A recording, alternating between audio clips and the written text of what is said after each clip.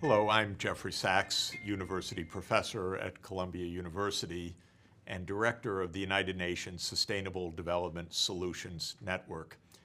Thank you for joining this course on sustainable development, the post-capitalist order. It's a big topic. I want to talk about sustainable development, what it means for us, why it is the universally agreed idea among all nations in the United Nations, why I believe it constitutes a new approach for the world, one that is extraordinarily important for our well-being, even for the survival of many people on the planet today and in the future. Indeed, I believe that sustainable development constitutes a direction for the world that is a successor to our current economic system, which is often called global capitalism. In this course, I'm going to describe how our current world economy works, why it does not produce sustainable development, why it should produce sustainable development, and what we need to do in economic and political reform, in new institutions and new approaches, new ideas, new global ethics, in order to shift the way the world economy and global society works so that indeed we are able to achieve what all of the world's nations have agreed to achieve, and that is sustainable development and specific goals for the years 2030, mid-century, and the 21st century. So what is sustainable development? It's a basic idea that has been in development, debate, and discussion, and even in adoption by UN member states now for more than a quarter century. The idea essentially is that sustainable development is a direction towards human well-being.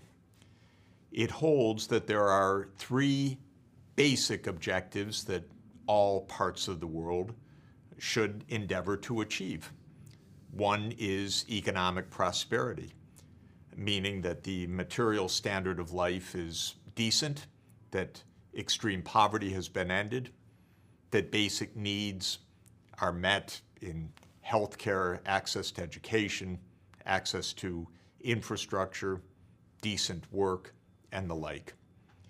Second, that there should be social fairness, or sometimes what's called social inclusion, that all parts of society, women as well as men, minorities as well as majority groups, all races, creeds, religions, should be able to participate and enjoy the benefits of modern life, the benefits of prosperity, the benefits of global know-how and technology.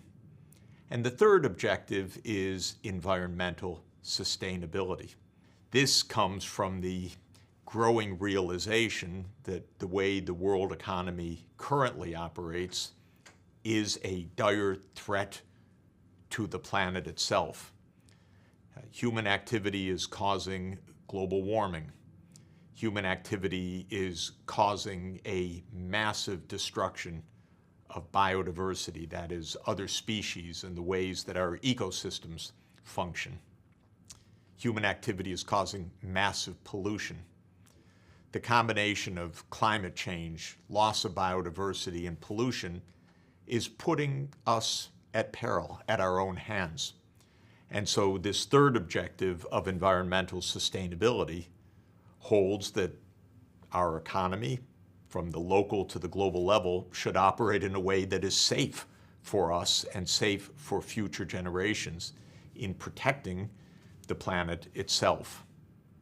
Now, sustainable development has been adopted formally by the UN member states, actually on several occasions, but two major occasions.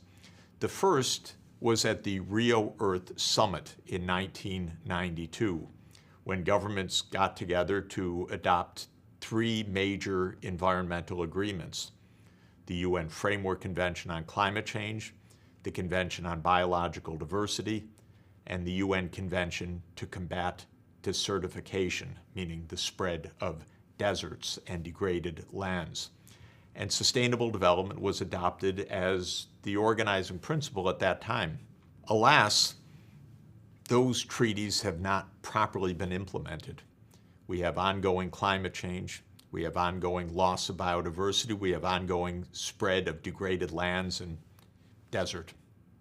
And so in 2015, the UN member states came together to adopt sustainable development another time, but in a new framework, the framework of Agenda 2030, a set of principles for global cooperation for the period 2016 to 2030 that include 17 Sustainable Development Goals, or SDGs. And when that was adopted on September 25th, 2015, the nations knew that in just a few weeks they would meet again in Paris to consider the specific but massive challenge of human-induced climate change, global warming. And on December 12, 2015, the same 193 members of the United Nations once again agreed on sustainable development as the organizing principle when they agreed on the Paris Climate Agreement to implement the UN Framework Convention on Climate Change. Now, in this course, I'm going to describe how those goals, prosperity, social inclusion, and environmental sustainability, require a change of direction for the world, a new set of institutions and ideas, a new kind of governance.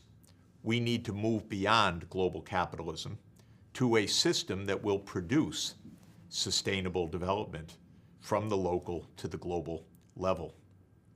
By global capitalism, I mean in very shorthand, in 2 words, a description of a complex global economic and political system that I think at least describes, in essence, the way that our world economy functions. Capitalism means that the system is largely managed by privately owned companies and specifically by corporations, a legal framework of business that I will describe in this course. And the global with the capitalism means that this business is to a very large extent interconnected and spread across the world's continents through trade, through finance, through the diffusion, meaning the spread of ideas and technologies, the flow of people as workers, migrants, refugees. This interconnected world in which privately owned corporations are the main entities or organizations that guide the resources in the economy is our system of global capitalism. It has some strengths, to be sure. It has produced a world of riches and dynamism of technology really unimaginable in the past. And yet it is a profoundly flawed system as well. It has put profits ahead of people. It has put greed ahead of our own survival.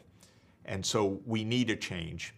While there are aspects of our global economy that are profoundly good for humanity in giving us the opportunities for technology-based prosperity for 7.6 billion people on the planet and a population that still grows by 75 to 80 million persons per year, we have to overcome the flaws of a system so driven by profit and greed that we are putting ourselves at dire peril and creating societies of such inequality of power, income, and wealth that they are a danger to themselves and a source of massive unrest, suffering, and loss of well-being.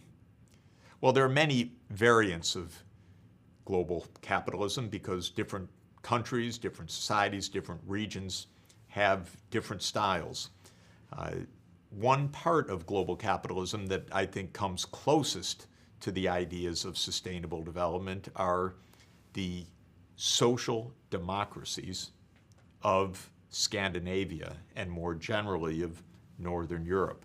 Scandinavia, Sweden, Norway, and Denmark have a institutional design, arrangement, and social ethos that has become called social democratic.